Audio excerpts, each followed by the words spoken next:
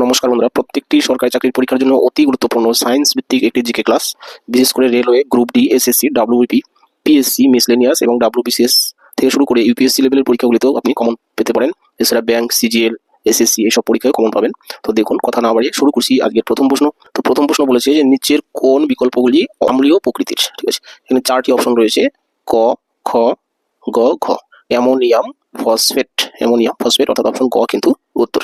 2 নম্বর প্রশ্ন যে ম্যাগনেসিয়াম ফিতা পোড়ালে পানিতে দ্রবীভূত হয়ে সাদা ছাই উৎপন্ন হয়, যা এই চারটি অপশনের মধ্যে কোনটি উত্তর হবে?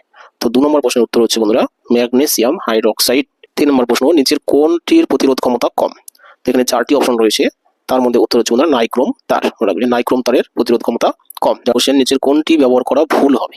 তো এই প্রশ্নটার উত্তর কিন্তু অপশন ক, একটি যৌগের একটি পরমাণু। এটি ব্যবহার করা ভুল হবে। ঠিক আছে। 5 নম্বর কোশ্চেন, ফারেনহাইট স্কেলে পানির স্ফুটনাঙ্ক এবং হিমাঙ্কের মধ্যে কত ডিগ্রি ব্যবধান রয়েছে? তো এখানে অপশন নাম্বার ক 180 ডিগ্রি ব্যবধান কিন্তু রয়েছে।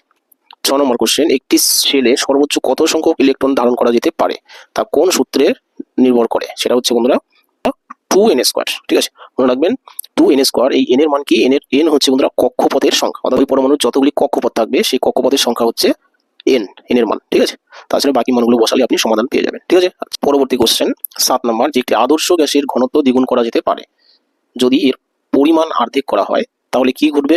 বন্ধুরা অপশন গ, পরম তাপমাত্রা পাওয়া যাবে। ঠিক আছে, পরম তাপমাত্রা পাওয়া যাবে। অর্থাৎ ঘনত্ব যদি দ্বিগুণ করা হয় এবং পরিমাণ যদি অর্ধেক করা হয়, তাহলে তাপমাত্রা কি হবে? পরম তাপমাত্রা হবে। 8 নম্বর কোশ্চেন, কার্বনের অ্যালোট্রোপ নয়। নিচে চারটি অপশনের মধ্যে কোনটি কার্বনের অ্যালোট্রোপ নয়? তোমরা রাখবেন এটা হচ্ছে কার্বন ডাই অক্সাইড।